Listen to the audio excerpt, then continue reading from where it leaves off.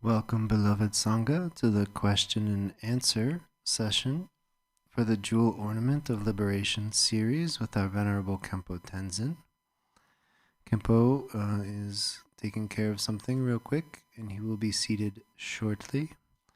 So while he is getting prepared, we'll be in the Yellow Garchen Buddhist Institute prayer book. And we'll start on page 1 with opening prayers. All mother sentient beings, limitless as space, especially those enemies who hate me, obstructors who harm me, and those who create obstacles on my path to liberation and omniscience, may they experience happiness, be free from suffering, and swiftly may they attain precious, unsurpassed, perfectly complete enlightenment. All mother sentient beings, limitless as space, especially those enemies who hate me, obstructors who harm me, and those who create obstacles on my path to liberation and omniscience, may they experience happiness, be free from suffering, and swiftly may they attain precious, unsurpassed, perfectly complete enlightenment.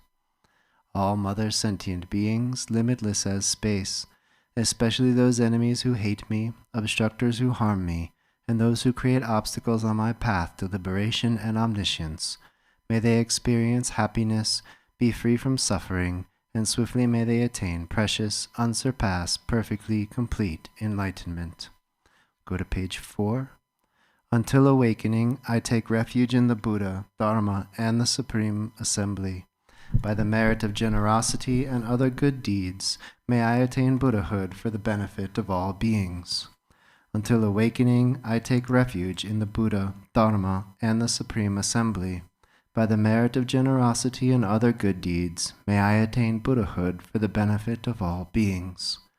Until awakening, I take refuge in the Buddha, Dharma, and the Supreme Assembly. By the merit of generosity and other good deeds, may I attain Buddhahood for the benefit of all beings. May all mother sentient beings, limitless as space, have happiness and the causes of happiness. May they be free from suffering and the causes of suffering. May they not be separated from the happiness that is free from sorrow. May they rest in equanimity, free from attachment and aversion. May all mother sentient beings, limitless as space, have happiness and the causes of happiness. May they be free from suffering and the causes of suffering. May they not be separated from the happiness that is free from sorrow. May they rest in equanimity, free from attachment and aversion. May all mother sentient beings, limitless as space, have happiness and the causes of happiness. May they be free from suffering and the causes of suffering. May they not be separated from the happiness that is free from sorrow. May they rest in equanimity, free from attachment and aversion. Thank you very much. Hello, Tashdele. Nice to see you all. Okay, we start our questions. So we do have some email questions, and if those of you in the Zoom room would like to ask questions, please feel free to raise your hand with the raise your hand function, or you can give a go at waving at Khenpo, and maybe we'll see you and pick you out of that way. But for the moment, let's start with a couple of questions that we have already here. So first question, Khenpo, how and where does time fit into our understanding of things in Buddhism? Interdependence can't happen without movement, and to have movement, time has to be present. So I am confused about the idea of the relationship between time and karma. How does this work together? Yes, actually, Guru Pema Sambhava said that time does not change. Time does not change means it's a good time or bad time, something like that. Otherwise, the time is impermanent. So Guru Pema Sambhava said, people's mind change. People's mind change. For example, many people have good motivations. Many people have compassion, bodhicitta. Through these motivation, they act 10 virtues, and then time is always good. Then many people act with 10 non-virtues, and then time is bad. So good time and bad time is actually related people's motivation and action. And then karma, we say, oh, this is a degenerated time. So many people have many serious karmas. So what is the relation between this time and the karma is many people collected same non-virtues, and then this collective karma repents in 1 century or one area. One area means in 1 century. So actually, time is a good time, bad time. We cannot say, but it's related people's karma. Not only time, all the outer appearances are related to our inner karma. If we have a good karma in our mind, then we have good motivation.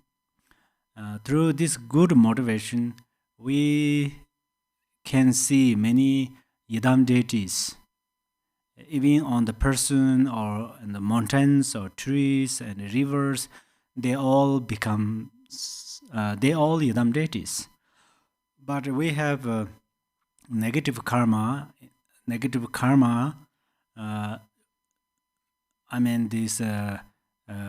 Through negative karma, we cultivated egoistic mind, self-grasping, and afflictive emotions.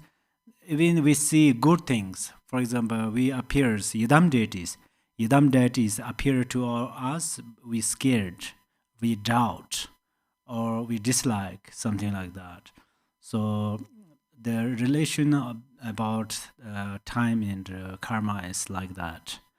So not only time and karma, but all phenomena and karma relation is quite similar, like this. Thank you, Khenpo.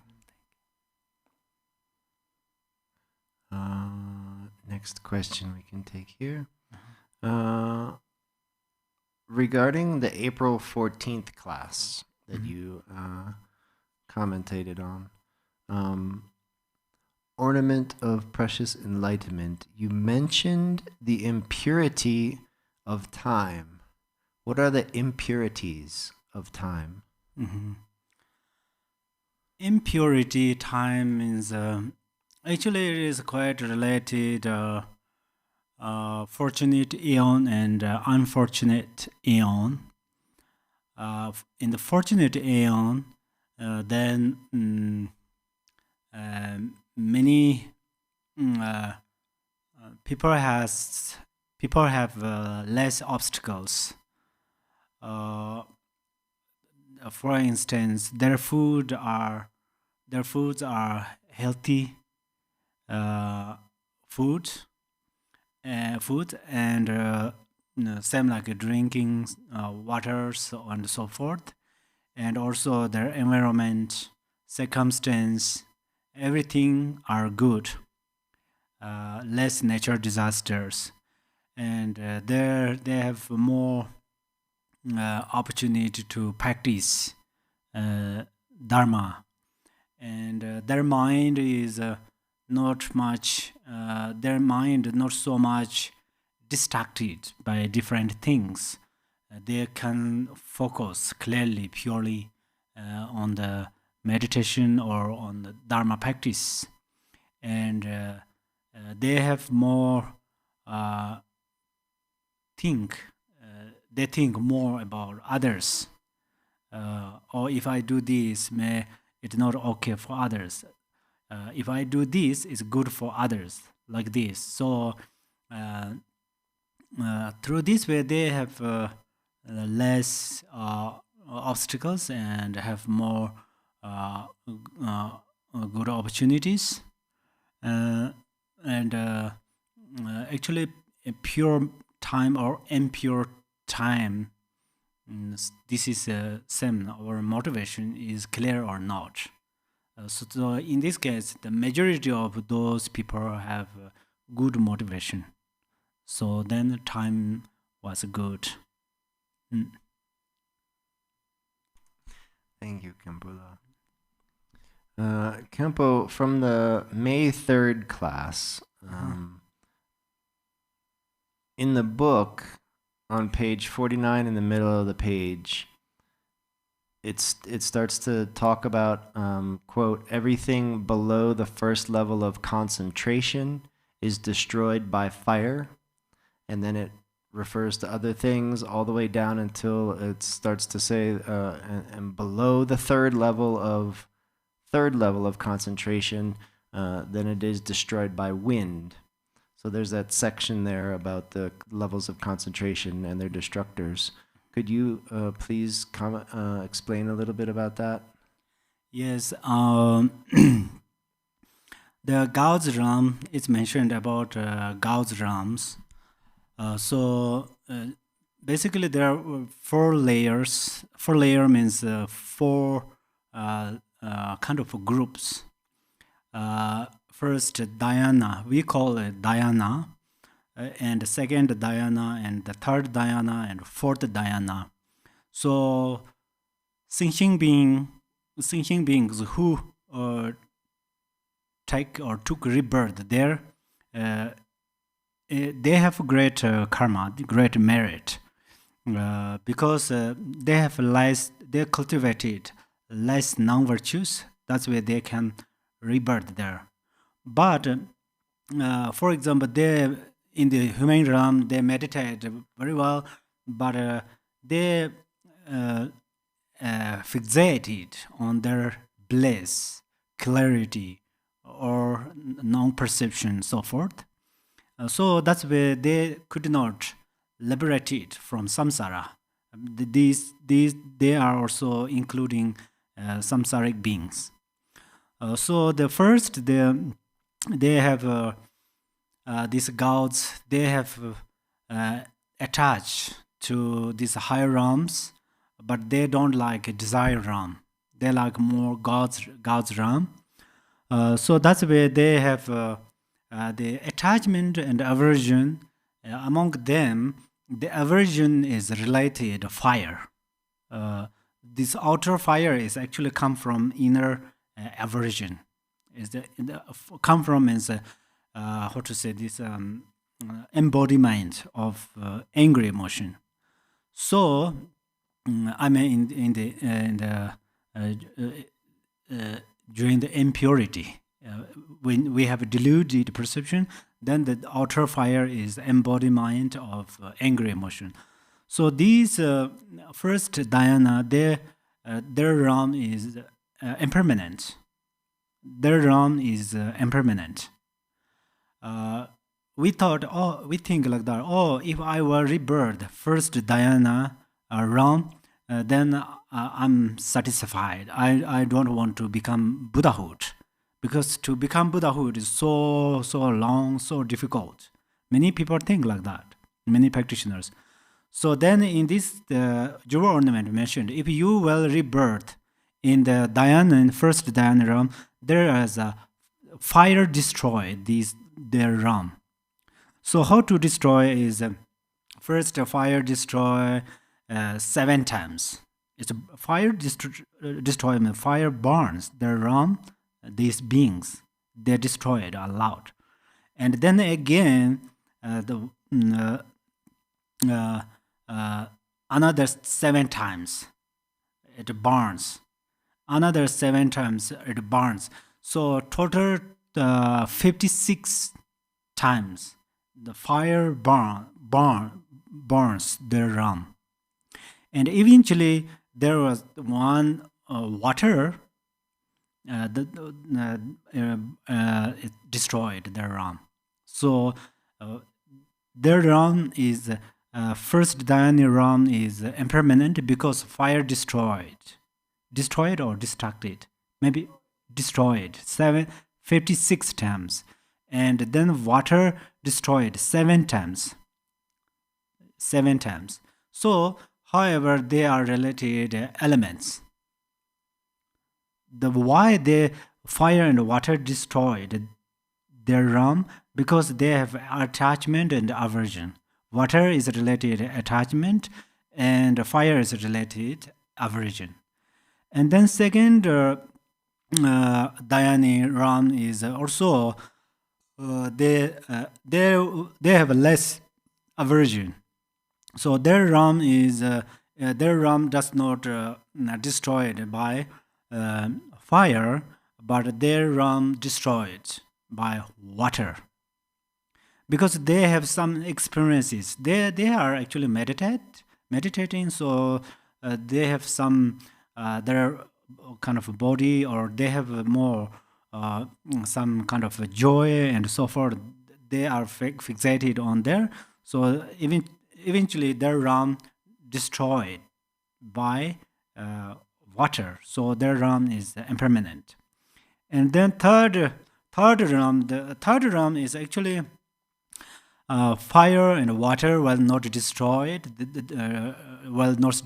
because they have no more kind of attachment and aversion, which means they do not have a gross conception or perception. Like we have gross perception, conception, but they don't have. In the third Dhyani realm, they don't have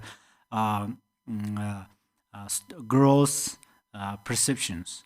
So then what happened is their feeling is almost like equanimity. So they only feels like breathe in and breathe out. Breathe in and breathe out. So that's where eventually their realm destroyed.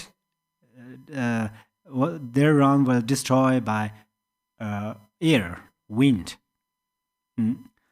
So this third realm destroyed by fire, water, and wind.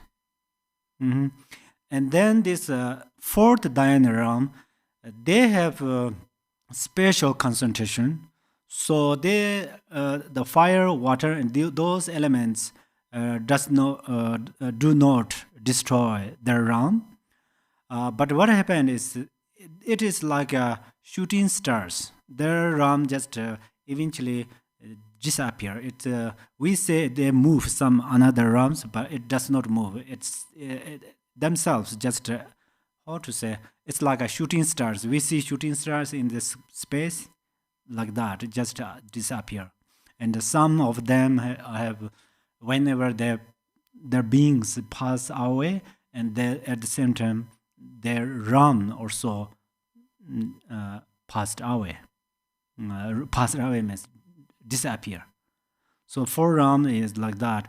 So what we have to understand here is okay, if we rebuild in the higher realms, even these Dhyani realms still impermanent, because these elements destroy them, and even themselves, some of them destroyed by themselves.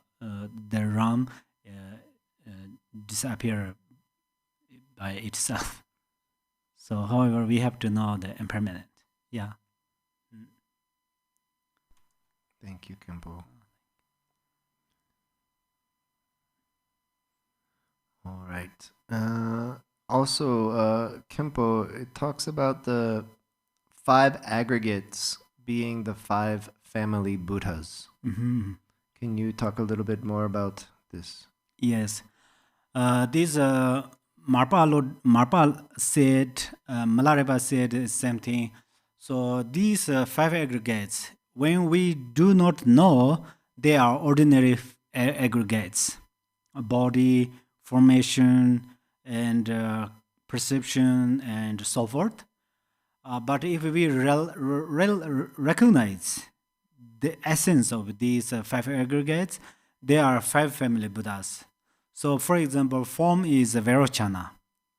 Form is Vairocana. Feeling is Akshobhya. And perception is Rana Sambhava. Formation is Amitabha. Consciousness is Amonghasiddhi. So these 5 family Buddhas are like that. So how should we know these 5 aggregates are the 5 family Buddhas?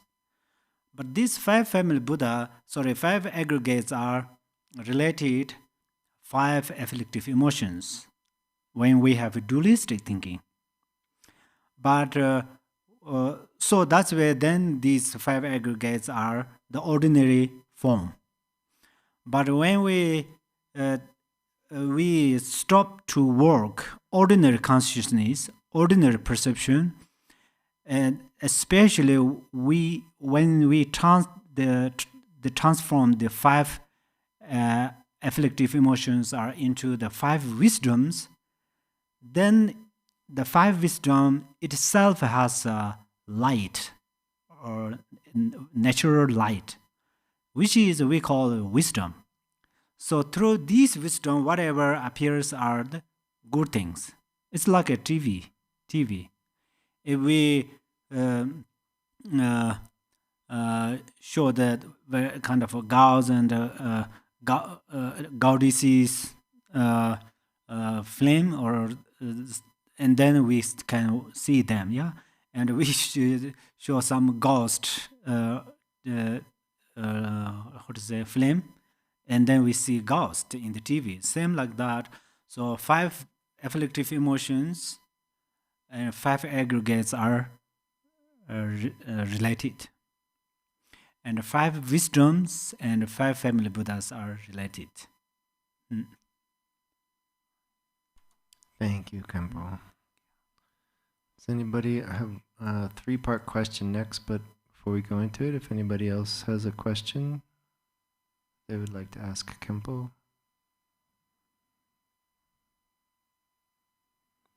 All right, next question. Khenpo, from your last class, maybe not last class, from May 5th class, you had mentioned don't keep fear. How can one not keep fear if one takes the explanations of the hell realms or the explanations of the suffering of birth seriously? Yes, true. Actually, you are right. So when we understanding these sufferings of hell realms and lower realms, definitely we fear, scared those things. But this is the very, very first level. So the first time we scared them, oh, I'm really scared the suffering of hell, so I want to practice dharma and I try to liberate from samsara. So kind of this motivation is good, but it's not perfect yet. But we see this suffering of samsara, then we generate compassion. So it's very much related to how we focus. In the hell realm and the lower realms, there are countless of sentient beings suffering. So we, instead of scared or fear, we generate compassion. Only scared, fear, what happened is, oh, I'm going to liberate there. Oh, I definitely cannot rebirth. I don't like to take rebirth in the lower realm, beings of lower realms. Yeah. so I'm going to liberate. We have a kind of this motivation. But if we generate compassion to them, even if I will rebirth there, take rebirth there instead of all other beings, that means immeasurable compassion, immeasurable love. So fear is actually not good in our mind. Fear is a very much unhealthy mind or unhealthy feeling. So that's why we have to we should remember those sufferings, but we try to generate compassion, and then our compassion will grow, and then our compassion become immeasurable compassion. So Thank you, Khenpo. The next question is actually directly related to when you say generate compassion, and we think about these hell beings and the sufferings. When I do that, I experience serious suffering myself and sadness and an overwhelming feeling of uselessness. And it causes frustration about my own inability to be able to help. So this sadness, this fear, these frustrations, the question is, they're not very good companions for any for practice. So how do you maybe advise about this? Yes, this is, we often heard that union of compassion and emptiness.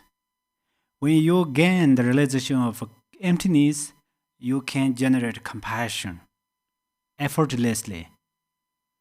Often said, it's Lord Jigten Songgon's path instructions and other masters' path instructions. So, exactly what you said, it's the gurus often told us that the compassion has different layers. Sometimes we generate compassion, we are sad, and it's really, we cannot, cannot be tolerant. I mean, it's so, we see these sufferings, and we are very much pain in our mind. It's happened. So kind of this compassion does not union emptiness. So now in this case you apply emptiness. How should you apply emptiness is the lower realms, the sufferings, the beings of lower realms, they all emptiness. They all do not exist truly. They are like empty space. But that you know that. But those beings are still deluded. They thought that suffering is real. That's where their real suffering. They suffer real. And they thought this is the hell realms. So that's where you can generate compassion and meditate on emptiness, generate compassion. Meditate on emptiness, generate compassion. Especially when you have a uncomfortable feeling, when you generate compassion, at that time you apply emptiness. There is one thing, if you suddenly focus on the emptiness, and it's a little bit hard, actually hard to practice. If you do not apply emptiness, you can generate compassion. But when you generate compassion, you feel pain and suffering a lot. If you apply emptiness, you cannot generate compassion because the sufferings are delusion, not truly exist. So this is quite hard, but you should effort first time, and it's like so first you make effort, and the best way to remove the pain and the feeling of pain is apply emptiness. Thank you, Khenpo. One last follow-up on this line of questioning about the hell realms and suffering, and then we'll get to the questions in the Zoom room. So when we hear about these these hell realms and the sufferings of hell beings and birth and those descriptions, it feels, of course, that we should learn to avoid negative activities. But to avoid negative activities, we need complete wisdom. And unfortunately, I am still ignorant. So how can I avoid such non-virtue? Mm-hmm. Yes, these first you need trust, faith. This is important. So where do you faith? How to develop your faith is these 10 non-virtues are related ignorance. Ignorance means we don't know what is right and what is wrong. Even we think this is right, but this thinking is ignorance. So you suddenly we cannot remove all these 10 non-virtues activities and the ignorance and so forth. But we should step by step increase. Our wisdom is like vaccine moon. First day, second day, third day, step by step it increases. So how to increase is more practice bodhicitta. Practice on bodhicitta means when you think others, you forget yourself at that moment. If you meditate bodhicitta for 1 hour, in 1 hour you don't have self-centered mind, or you can remove egoistic mind. Because when you think others, at the same time you cannot think of yourself. You help to others, at the same time you will not become like a selfish. So step by step you think other beings are important because they are going to liberate from suffering. So firstly you know that this is wisdom. So wisdom is like a fire spark. First we occurs kind of a fire spark occurred, or we grow like a fire spark. Our wisdom is like a fire spark. So you don't ignore that. Even you think, oh, Dharma practice is good for maybe, it's kind of a doubt. You think maybe through Dharma practice we can liberate from samsara. If you think like that, this is also wisdom. So you don't ignore small wisdom, and you apply this wisdom, and then the small fire spark burns very big things, trash things. Similarly, this small wisdom grows, and then the thousands of afflictive emotions will will disappear. So I think right now you have, we all have a small wisdom. So sometimes we don't know we have wisdom, but we know we have afflictive emotions. So that's where we always expect, oh, we need a very, very big wisdom. But fundamentally we have big wisdom, but first we should apply with the seed of flower, and then take care of it, and then slowly grow, and then colorful flower will blossom like that. Thank you, Khenpo. Yeah. I'm going to go to our Zoom audience here. I think Jay Larson has been waiting. Yes, Jay Larson. Yeah, well, good Good to see you, Khenpo. Good to see you. Thank you. So I have a question from the last lesson, which was on suffering and the 3 types of suffering. And on the last one, which was the suffering of suffering. And within that, you talked about the suffering of the lower realms and the suffering of the upper realms. And I'm wondering why it's important to understand in detail the suffering of each one of the realms independently. Yeah. It makes more sense to me. Suffering of suffering pervades all 6 of the realms. Right. So why am I looking at and spending time with the details of each one of the independent realms? Oh, yes. There's some reasons. Right now we say suffering. Okay, we all have sufferings, and the lower realms have suffering, and the higher realms have suffering. Some practitioners, it's okay just to hear that, and then learning from one's own suffering, and then can generate compassion and so forth.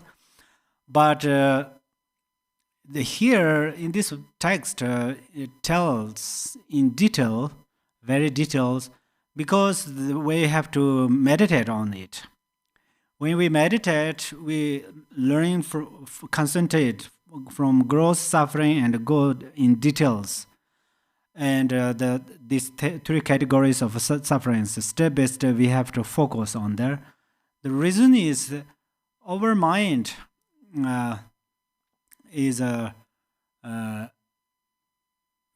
our mind became familiar with permanent perception, and our mind kind of spoiled with a temporary happiness. So if we will not meditate quite a long time, our mind is like a water. In the summertime, it's become water, but winter again frozen. So every winter times, then it become frozen.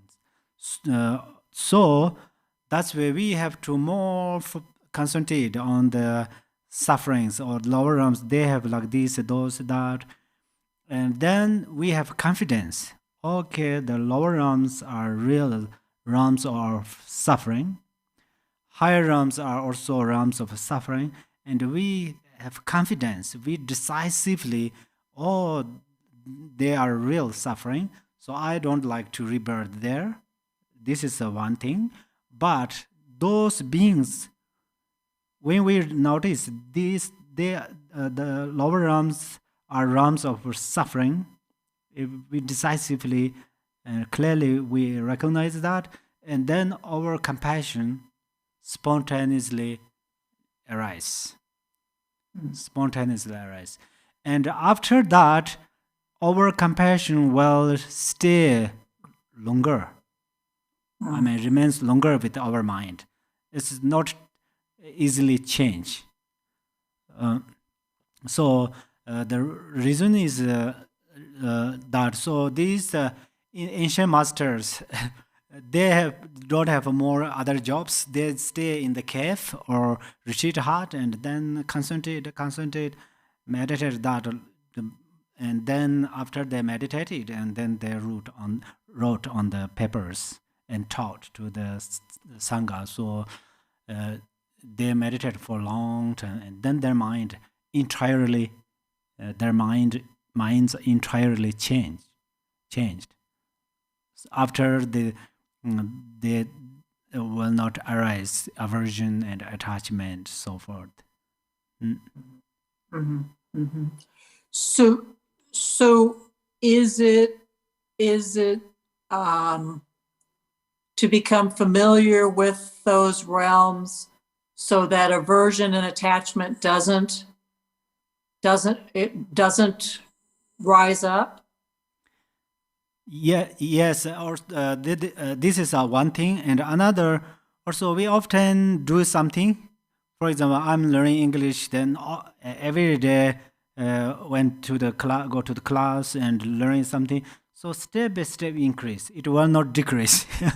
Similarly, when we practice more focus on this in details about the suffering of lower realms, and then easily we can remember their sufferings. There are lots of benefit. Easily remember these beings' sufferings, and easily can generate compassion.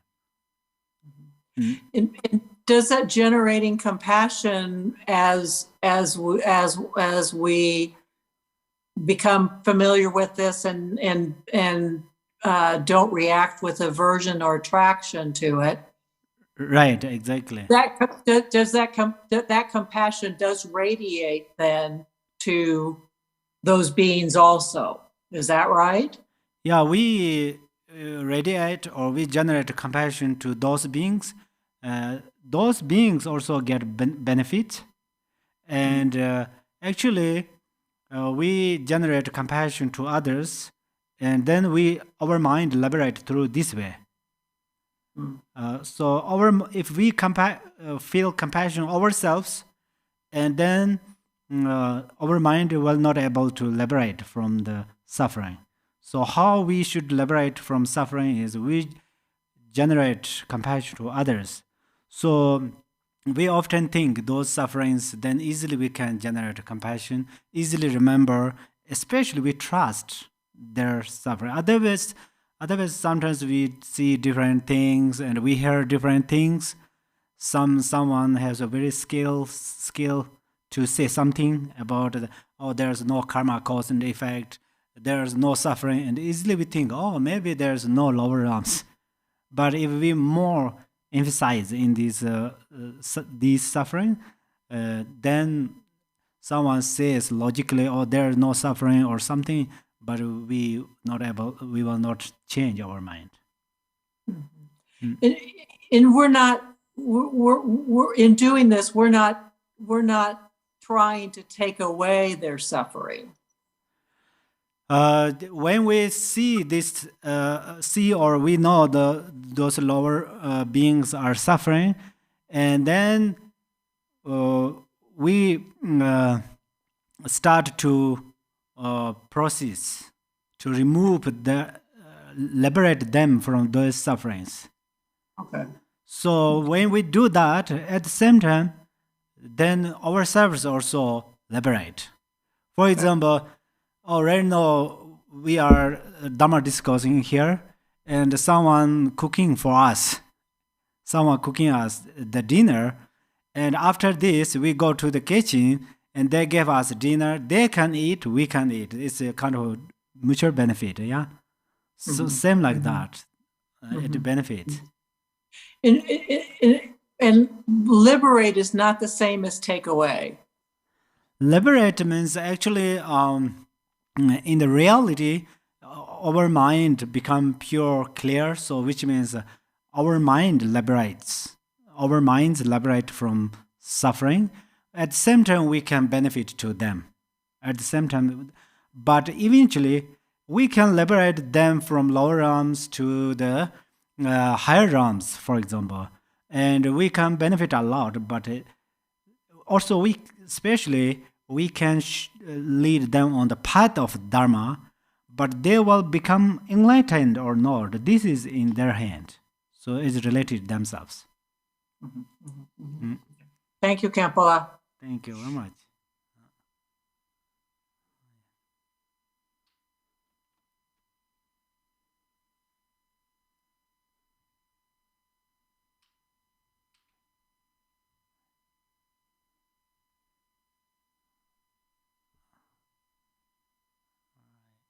Maybe.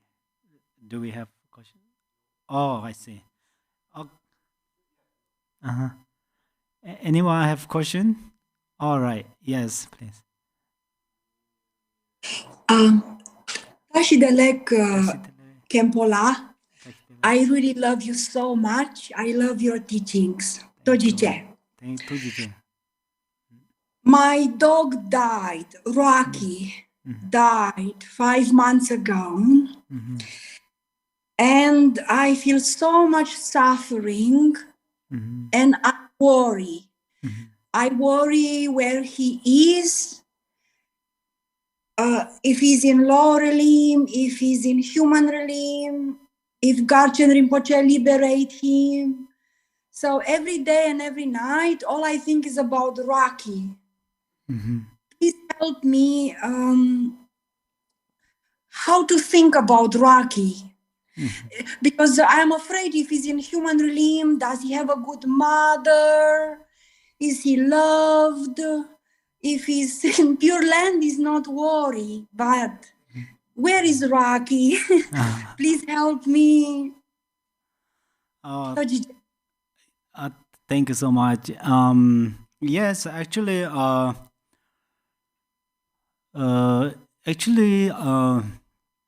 yeah, we keep pets and we love very much our pets, and then the dogs are also very, very helpful animals, and many people keep dogs and they help a lot, and also these owners help a lot to the dogs.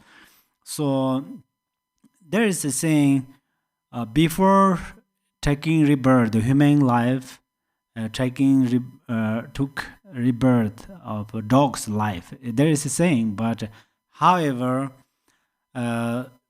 some dogs are very possible bodhisattvas. They took rebirth of a dog and help. So if they were bodhisattvas, after they pass away, definitely they are very much close. They are very much related to attain Buddhahood.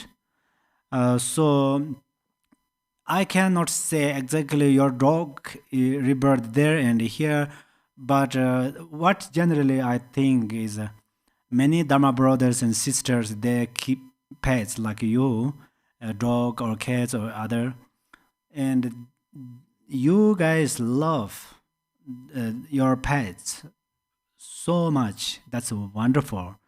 And then you make great thing for them because you recite mantras. Sometimes you bring them during the teaching. They hear teachings, and you guys show the His Eminence Garchen Rinpoche and other wonderful gurus pictures and so forth. So it makes great benefit. It makes a great benefit to them, and so now what should you think is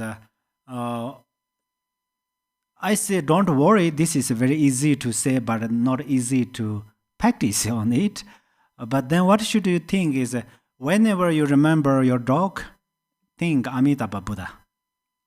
So you transform your dog into the Amitabha Buddha. Amitabha Buddha and Garchen Rinpoche are inseparable. So, for example, Garchen Rinpoche appears form of Amitabha, like that. And whenever you remember your dog, you remember Amitabha Buddha. So it greatly benefits to your dog. And then that means how your dog helps you, for example. So we keep we set alarm clock. For example, tomorrow I have to wake up 4:30. I set up alarm clock. It's to say ding ding ding, and I remember, oh, I'm going to wake up. Similarly, whenever you remember your dog, you remember Amitabha. So in the tantric way, it generating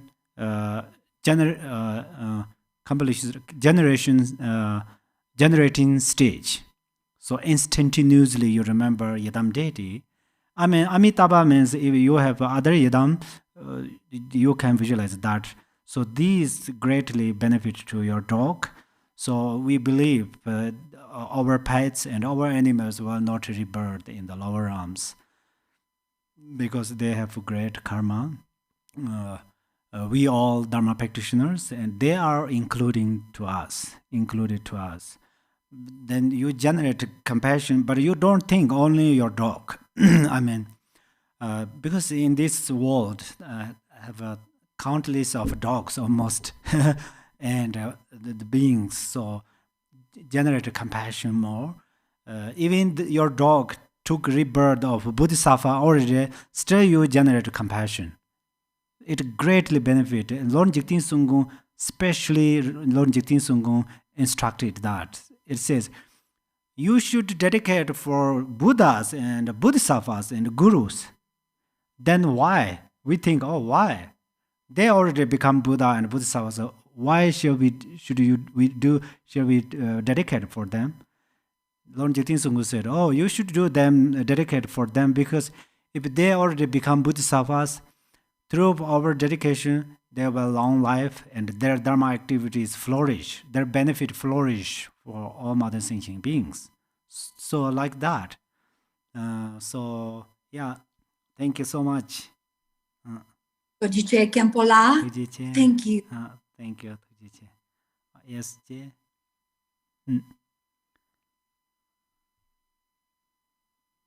Okay, Khenpo. So I have a question on suggestions on taking these teachings into the dream state, and just some tips on how to take how to take these teachings into the dream state.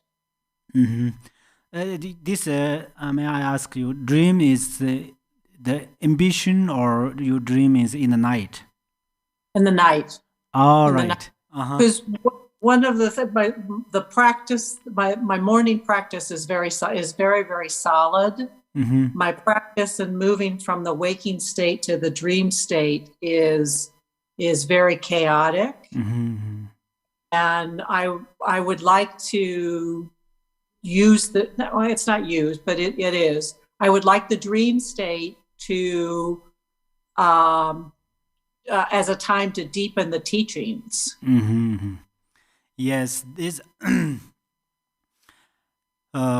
perhaps in the daytime you concentratedly focus on the teaching and often remember, so that influence or that power in the night you will get a dream. It's like in the daytime we miss our parents and often think about that, and in the night, in the dream, we get same dream, we met our parents and talk, something like that.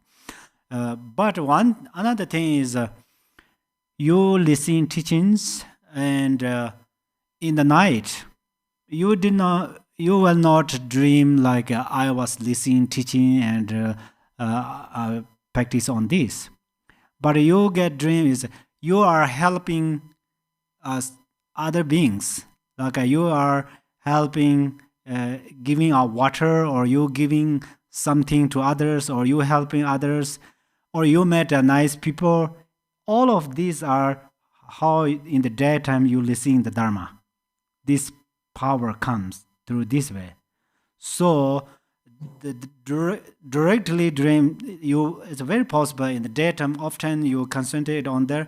For example, you concentrate about the Buddha nature in the daytime with Dharma we discussed on there, and in the night you remember you get dream like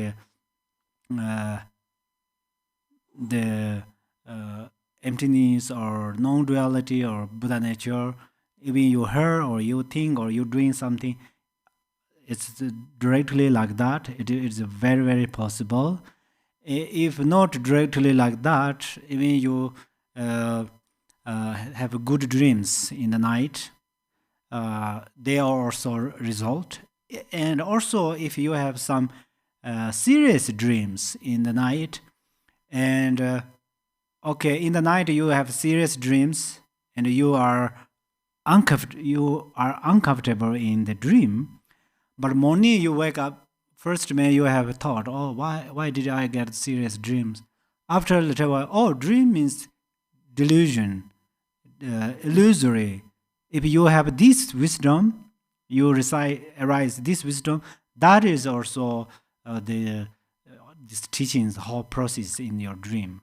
So sometimes just for example, in this evening, you get same dreams. Perhaps next week, perhaps next month, it's very possible. However, all Dharma practice are you get dream about Dharma, any kind of Dharma practices. All of them are related to the our teachings and Dharma discussions.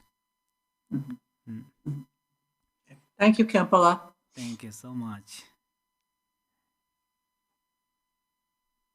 Anyone have one question? And how when we were almost We have about 15 minutes. All right. So a couple questions if it's out there. Oh, Helena. Oh yes. Thank you for all your answers already. Thank you. I also have one question which relates a little bit to the Ngandro, not only. It's how can we learn to be more patient, especially with ourselves and our practice?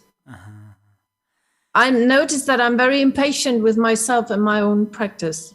So what can I do to get better in this? Yes, actually, in Tibetan, the says, "Zunggang ge la zhuwa." Zunggang means diligence. Ge means virtue. Zhuwa means enthusiasm.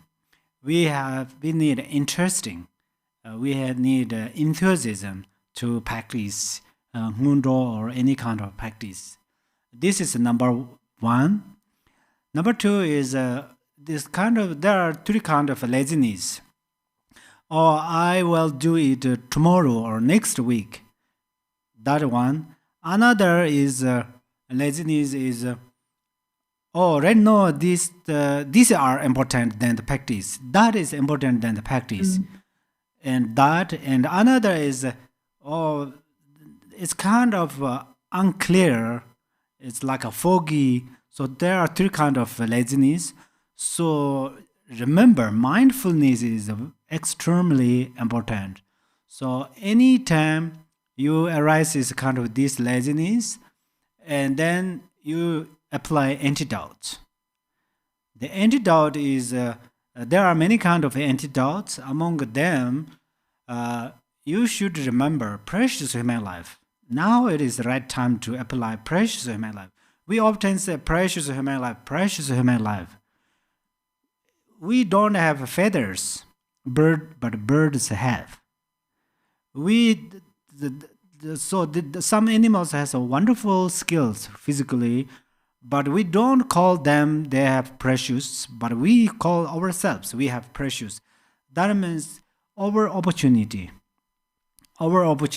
is very, very temporary and very, very important, but temporary. Sometimes I say that I thought that we are like soccers. We play basketball and we have only 45 minutes. In these 45 minutes, we don't concentrate, don't play well, don't do well. And then after 45 minutes, then we don't have a good result. Same like our precious human life is very temporary, so remember that our precious human life and teachings are like nectars. Meditations are the meditation. Meditation means we are at ease on the Buddha's stage. So that's where we remember lots of these wonderful qualities, benefits, and then we can practice more. Thank you. Thank you. Thank you. AZ.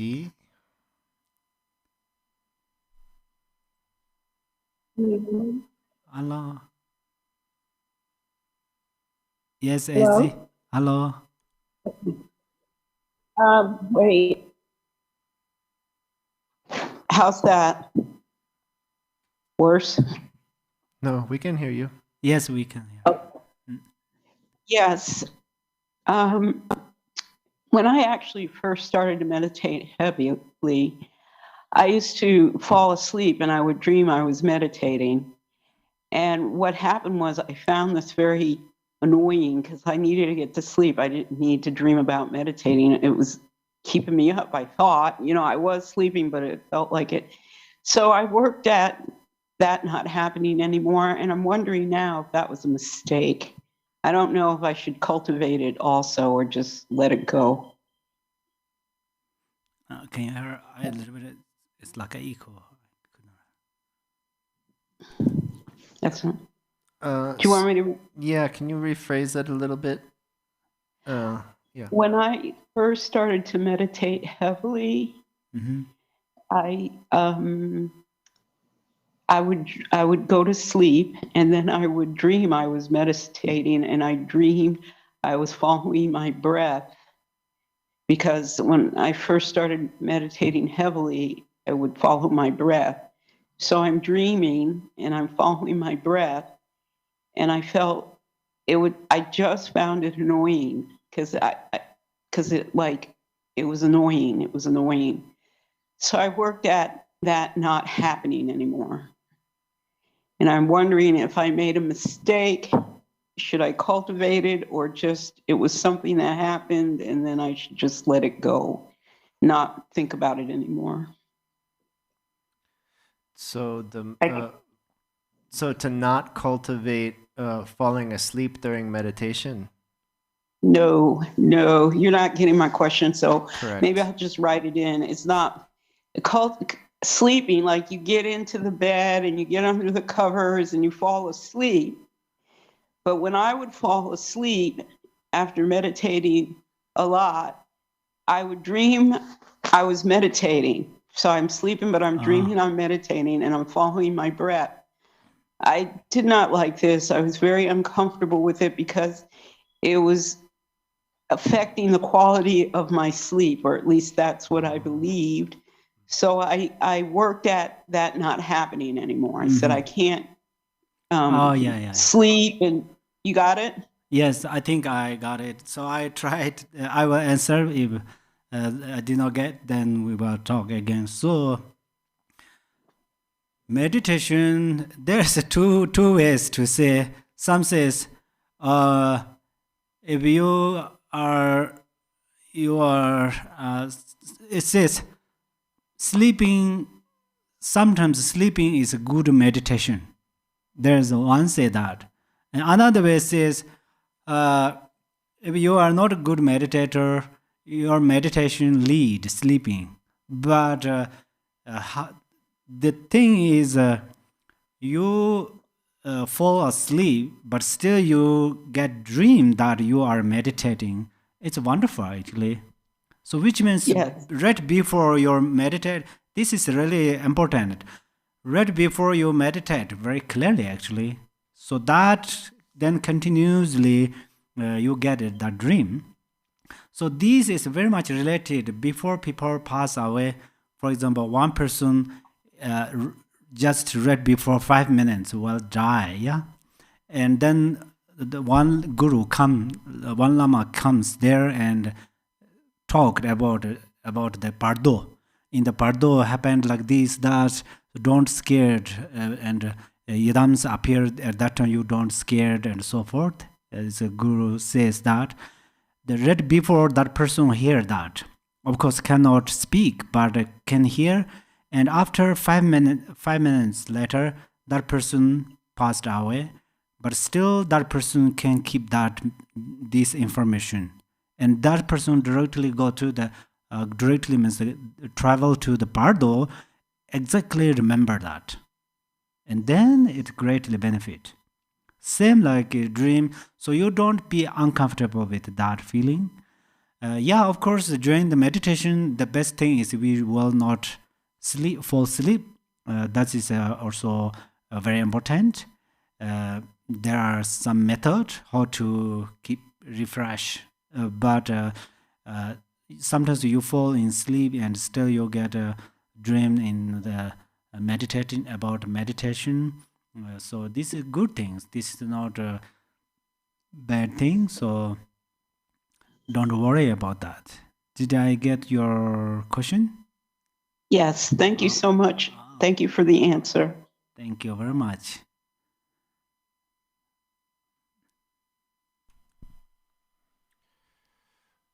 Okay. So we have one more time for this written question, I think, Khenpo, and it deals with Jangchuk today, the burning away afflictions. So when we do the root mantras, Om Tara Tutara Tare Soha, Om Daha Daha Sarva Naraka Gate Hetuhum Pet, and we do these 6. Yes. What are these 6? Because there are not a translation for them. All right. These 6 are 6 realms beings, a heart essence of mantras. The 6 realms. Actually, the essence of these mantras are on the paper. Maybe you focus that Rinpoche burn the incense and then burn this mantra. So there's actually one mantra, but the long mantra what we recite, yeah. So this essence of fire is wisdom, not ordinary fire. And then these mantras are ordinary consciousness. For example, we have ni, yeah, green ni. So the green ni is our human beings' consciousness. But then ni, this wisdom burns this ni. What happened? That ni transformed into the hong syllable. Syllable means hong. This ni transform hong. What happened? Number 1, we are enter into the mandala. We are entering into the mandala. Then what happened? At that time, external obstacles cannot destroy to us. This is a temporary benefit. But the main benefit is our ni mantra transform into the hong. That means we enter into the Dharmakaya. So those beings, that's where these 6 mantras are the 6 realms of beings. Then they one by one burned. So we liberate them. In another way, we bless them. And then we later, the higher practitioners start to liberate them from lower realms to higher realms. Higher realms liberate them into the Dharma practitioner, some Dharma practitioners, kind of lower capacities transform into the higher middling capacity. Middle capacities transform into the higher capacities, so forth. So these mantras are like that. Thank you. Oh, yes. So just for reference, what we were talking about in the Jangchuk Burning Away Afflictions text, that would be page 13 and 14, where that happens. And you can check the video and see when Rinpoche uses the incense to do this. I think that's all the time we have for today's question and answer session, Khenpo. Oh, yes. Okay, thank you so much. Wonderful questions, and definitely you should really think. Sometimes you have no time to teach directly for the Dharma brothers to the Dharma brothers and sisters, but through questions, these questions remain in the YouTube, and then year by year people will listen. And it's same like you teach to them. So it greatly benefit and help to remember our Dharma brothers and sisters. And thank you so much. Have a wonderful time and have a wonderful practice. May you long life. Thank you.